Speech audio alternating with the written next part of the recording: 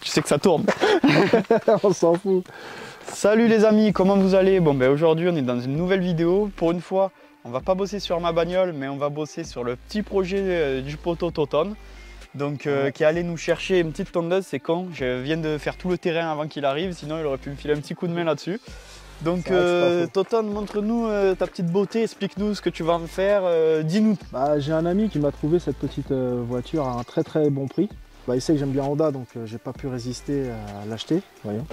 Hein, j'adore les tondeuses, donc c'est pas d'aujourd'hui. Voilà, malgré avoir découvert la sportivité avec la Clio 9D, ça t'a pas suffi, il te fallait encore plus. Il fallait que je retourne aux sources de ma jeunesse un peu débile. En fait, j'aimerais bien faire un petit projet daily rigolo, mais avec option sortie piste 2-3 fois dans l'année, ce qui serait sympa. Même si ça n'a pas de puissance, ça peut être un truc rigolo. Un 1,4 litre 16 soupapes simple Bracam, ça développe 90 chevaux en théorie, je dois être proche des 80.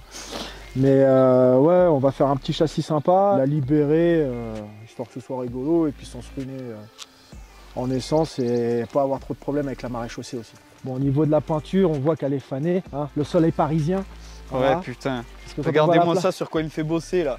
Ah, l'étoile rouge. Bon, c'est tout d'origine, franchement, c'est une voiture qui n'a pas été bricolée, parce qu'elle est vraiment complète. J'ai même le poste radio d'option à l'époque, cassette. Ouais, c'est vrai qu'après elle est propre. Hein. Bon, il a déjà commencé à mettre sa griffe dedans, il y a du bordel partout. Hein, mais... Voilà, bah ça c'est une voiture de gars qui bricole. Hein. Mais quand il l'a eu, elle était nickel. Elle était nickel. Ouais. Non mais c'est vrai qu'après elle n'est pas usée, hein, tout est impeccable. Alors guette-donc ça, t'en as jamais vu une à moins de 300 000 je suis sûr. Ouais, après niveau un petit peu carrosserie, tu vois que c'est une voiture qui a fait de la ville, mais bon. C'est la région parisienne, hein. Cherche pas, t'en auras jamais une nickel dans la région parisienne, c'est pas possible. Les pare-chocs, les ailes, c'est impossible. Bah, de toute façon, ouais, là-bas j'imagine que la conduite ça doit être un autre sport que ce qu'on pratique ici. Ouais. Bah, en gros à Paris, quand t'as ça qui est passé, le cul il passe. C'est la règle parisienne. C'est ça. Ayant travaillé sur Paris, ouais, c'est... En fait, il faut être un déglingo au volant. Voilà. C'est ça. Donc, voilà le petit, le copain garagiste qui m'a trouvé cette petite perle. Donc si vous êtes en région parisienne, n'hésitez pas.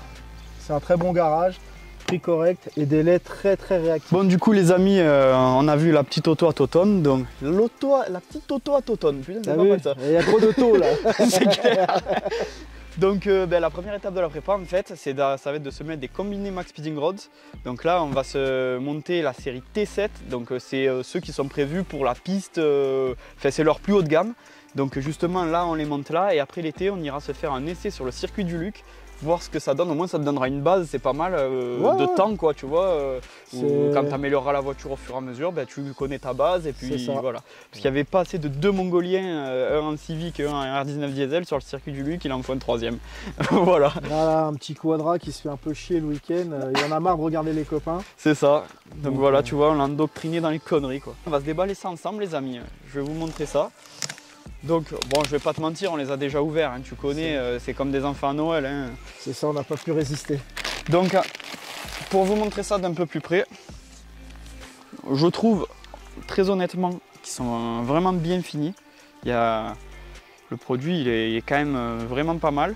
Donc là tu peux voir que tu as un réglage de dureté, tu sais, tu as plein de positions. Donc là tu peux vraiment régler tu sais, plus souple devant, plus dur derrière pour équilibrer mieux ton châssis. Si jamais tu la vides, que tu n'as plus de poids derrière, tu sais, tu règles différemment. Il va falloir régler souple. Hein. Ouais voilà, donc on pourra ajuster tout ça à ce niveau là.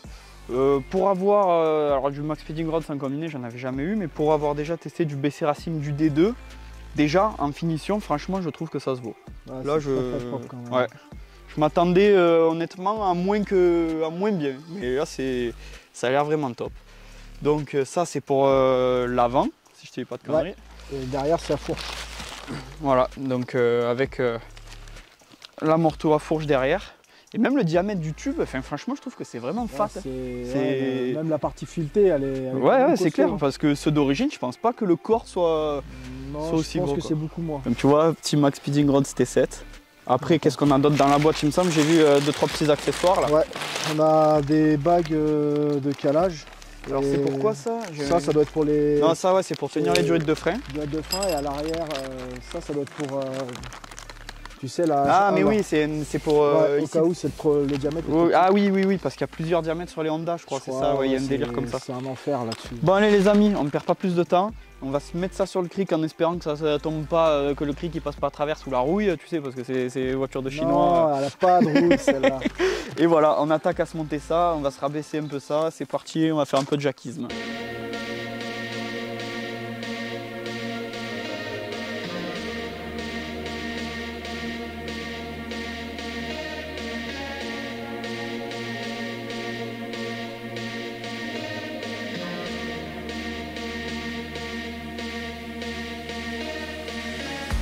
On attaque le montage. Donc tu vois, l'amorto il est là. Donc on va se virer là au niveau de la fourche, on va enlever en bas la fourche et puis on changera, on remettra la fourche avec l'amorto neuf en dehors. Et là je pense qu'on va s'enlever les deux vis du trunk supérieur pour pouvoir le tirer vers là et nous donner du mou. La seule chose qui m'inquiète, c'est que là ça passe, genre c'est collé, tu vois. Et l'autre amortisseur a un plus gros diamètre. N'aie pas peur, ça va bien se passer. Oh bon, moi je m'en fous, hein, mais bon, si on peut éviter de démonter pour rien, ça m'arrange. Comme diraient certains anciens, c'est juste une question de préparation.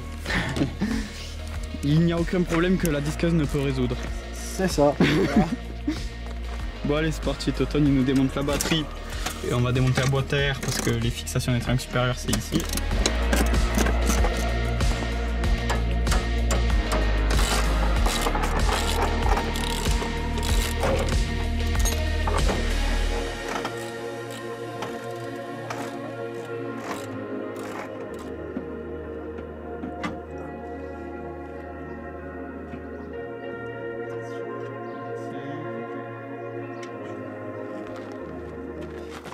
Bon bah les gars, on vient de sortir le premier amortisseur. Je m'aperçois que les amortisseurs sont en très bon état. Si un d'entre vous est intéressé, ça va pas être très cher. On va avoir quoi, 30-40 000 km et de la ville, donc ils sont pas martyrisés. Du TRW.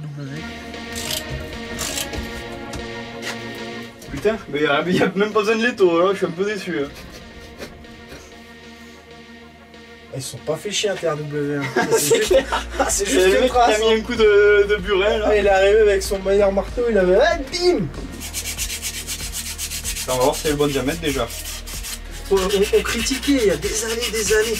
Ouais, c'est chinois, c'est de la merde. Eux, ils se sont fait chier à faire une moulure tout autour. Mais ils ont bien évolué en vrai. Hein. Bah, grave. Ouais, mais je vais pas. Attends, on regarde déjà, de toute façon, on va mettre de la graisse. Là, il va falloir la cave. J'ai chié, ça pue la merde, mon gars. J'ai honte de moi là.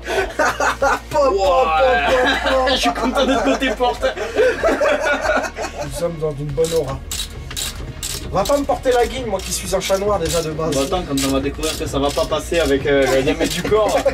Et merde. Ouais, ça se vise bien là. Franchement, je pense pas plus que tout à l'heure.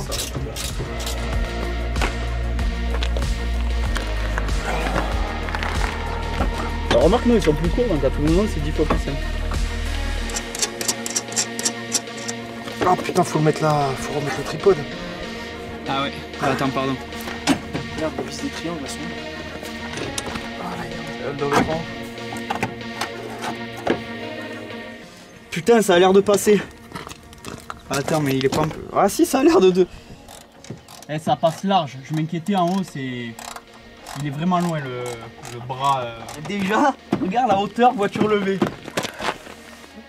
Oh, c'est pas pareil. Comptez-moi. Non mais va falloir ajuster. Là, il va y avoir un problème, mon chef. Non, ça mais en vrai. Le plancher touche avant les roues. Non mais c'est parce que d'origine, tu sais, ils ont un débattement mort quand tu les baisses. Là, elle va quasi pas se rebaisser. Juste là-bas, c'est la durée du Master Vac, je crois. Bon bah les gars, le premier côté est fait avec succès. J'avais un petit peu peur, comme je vous ai montré en début de vidéo, mais écoute, tout s'est monté impeccablement bien. Donc voilà, allez, on passe au deuxième côté et on se fait l'arrière.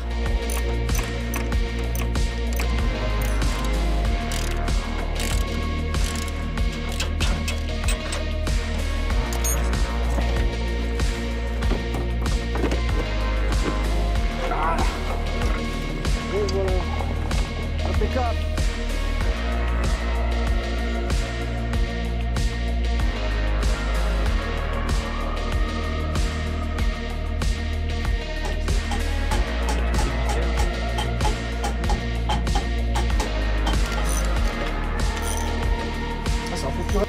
Bon voilà, maintenant les combinés avant sont montés. On va déjà faire un pré-réglage, mettre les deux côtés pareils.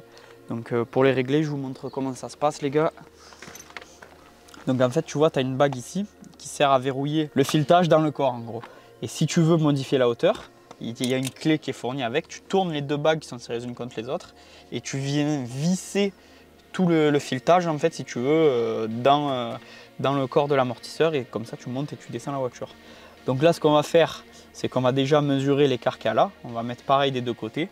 Et puis après, on remet les roues. Si c'est trop bas, on remonte, etc. Ok, donc on a 43. Maintenant, on va voir de l'autre côté. Donc là, on peut voir qu'on a beaucoup moins de ce côté. Donc on va relever pour augmenter l'écart et avoir déjà un pré-réglage. Au moins, ça me donnera l'occasion de vous montrer comment ça se passe.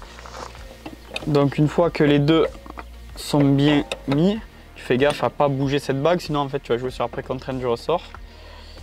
Tu vois, tu passes ta clé et tu remontes.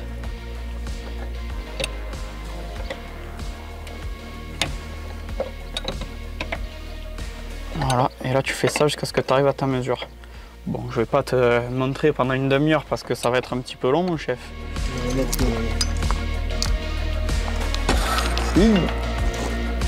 Putain de cric.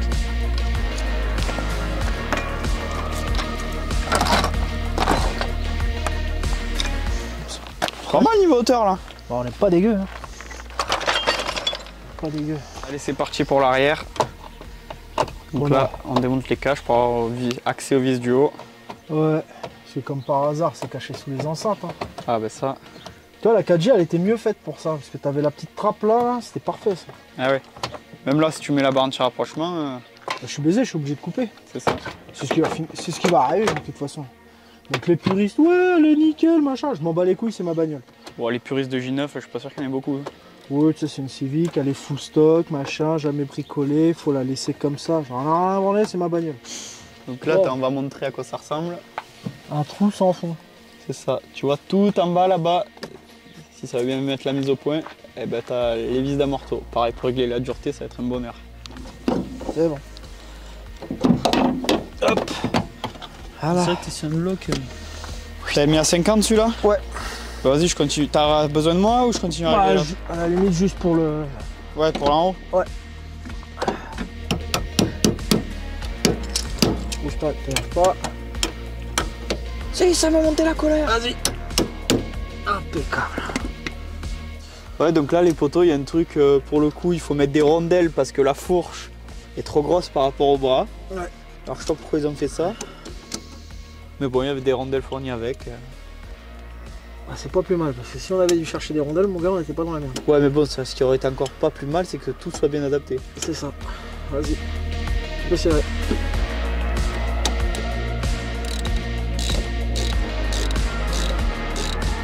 Vas-y, lève.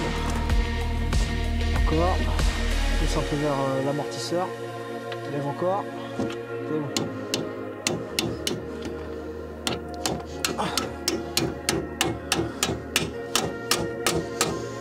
C'est déconcertant tellement c'est simple. C'est ça. Attends, vas-y, je vais le faire de là si tu veux.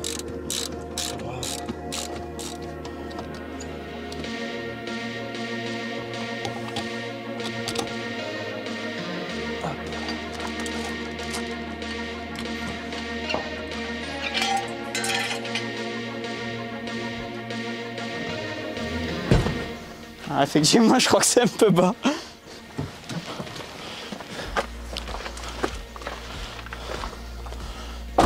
Ouais. Faut la rehausser au moins. Bah, soit tu baisses devant, soit tu montes derrière. Hein. Selon ce que tu préfères. Bon, qu'est-ce qu'on fait, chef? Bon, on va remonter de 5000 à l'avant. Remonter de... rehausser à 5000 à l'arrière. Et on va descendre 5000 à l'avant. Ok. Alors. Donc là. Si je l'avais même pas serré, celle-là. Voilà, il y a tout qui tourne là, vérifie bien qu'il n'y ait pas que les deux bagues qui tournent sans le corps. Ouais, c'est bon, tout le corps tourne. Donc là, tu la mets à combien? 55 ou pas tant? Ouais, 55.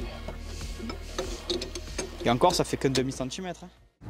Bon, ça y est, on a fini de remonter l'auto. On a à peu près tout réglé. Donc là, on est avec le pilot. Il va nous dire ce qu'il en pense. Pour l'instant, on a réglé au plus souple les combinés. Bah, franchement, tu sens que la voiture déjà au plus souple elle est raide. Hein. Ouais. Oui, ça. Enfin, c'est pas trop raide, mais c'est des combinés quoi. Enfin, tu sens que l'assise elle est là. C'est ça. Disons que tu sens mieux la route quoi. Ouais. La puissance du 1,4 litre. T'as vu? Bah, j'arrive plus à tenir la caméra. T'as vu? C'est un truc de ouf hein. Ça ne laisse pas indifférent. Oh ce virage, regarde-moi ça. Fais gaffe qu'il y en ait pas une qui arrive quand même parce que. J'ai regardé avant. Ah ouais, tu sens la diff quand même par rapport. Ah oui, il y a une sacrée diff. Hein. Parce que là ça tangue pas, ça reste plat. Ça bouge pas. C'est ça. Je pense que raid ça va être. Ah ben raid, ouais, c'est raid. Je crois que là. Mais de toute façon, le but c'est pas de mettre tout au plus raid comme tout le monde fait, c'est de trouver un équilibre avec l'avant et l'arrière. Si t'as moins de poids sur l'arrière, tu mets plus souffle et tu vois si elle a tendance à décrocher du cul, tu joues sur les duretés. C'est ça. Ouais.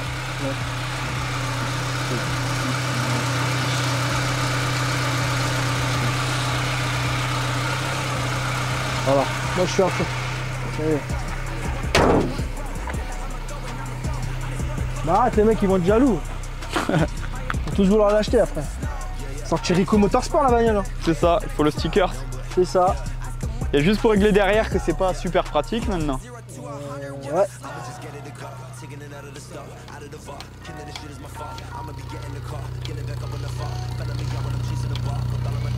Tape cul tout ce que tu veux. Le confort c'est les sièges. C'est ça.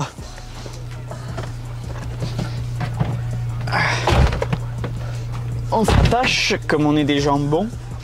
Et que maintenant tu peux aller en prison sur YouTube si tu t'attaches pas. Ah ouais. Là tu sens que c'est le vieux là. Tu vois les 40 plus quoi. Ah non mais même c'est pas agréable. La caisse ça tape tu vois, c'est. Ouais, il y a vraiment une différence. Hein. Ouais. Faut voir sur piste vraiment, dur. Je sais que moi quand je me mets bien sur ces routes qui sont bosselées là, ça donne méga trop souple sur la piste. Avec la R11. T'as du roulis à mort. En plus t'as pas de bar stab derrière. Je sais même pas si t'en as une devant. Bar stab ouais, le devant c'est sûr j'en ai une. Ah ouais? Ouais, c'est sûr j'en ai une. Mais derrière j'ai vu qu'il n'y en avait pas autre. Derrière il y en a pas. Quand t'as des freins en tambour sur une tondeuse, t'as pas de barre anti-roulis à l'arrière. Ah ouais, sérieux? Ouais. Le C9, le J9, le G4, t'as pas de barre stable à l'arrière. D'accord. Faut passer tout de suite avec des trains. Ouais, les trains à disque. Les trains à disque de VTEC quoi. Mais le truc c'est que t'as pas les inserts dans la caisse, je crois, c'est ça, il y a pas de délire. T'as le marquage des trous pour mettre les inserts. D'accord. Tu peux percer la caisse toi-même, mais après en 4G je crois que t'as le marquage. Après je sais plus sur 4G, sur 5G, et celle-là je sais plus. D'accord.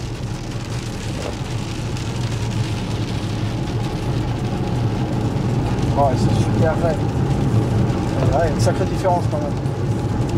Voilà, la moindre aspérité sur la route, la voiture, ça bouge plus. Après c'est le but, hein, les BC Racing, tu les mets raide, c'est raide. Hein.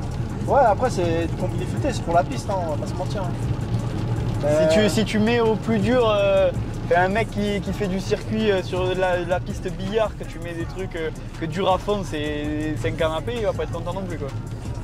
Ah ouais, non mais tu vois là ça vaudrait le coup d'être presque à fond sur piste, sur le Luc. C'est pour ça que après on va aller se tester ça sur le circuit. Parce que bon là, t'as bien vu sur la route sous la pluie, sachant qu'on ne peut pas commettre d'excès.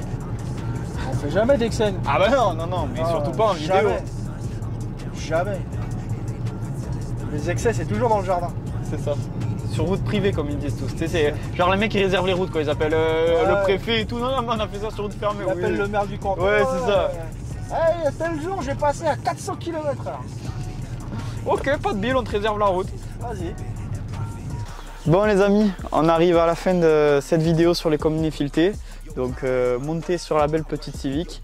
Donc qu'est-ce que tu penses de ce faible essai? Après on a fait 3 km. Et qu'est-ce que tu en penses déjà à première vue? C'est propre, le montage est presque nickel.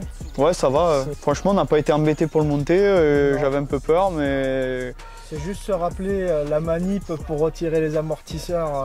Ouais, avec le triangle. Mais bon, ça, c'est pas les combinés, c'est tout sur cette voiture que ça se monte comme ça. Non, franchement, ça se monte bien en lieu et place. La finition, elle est nickel.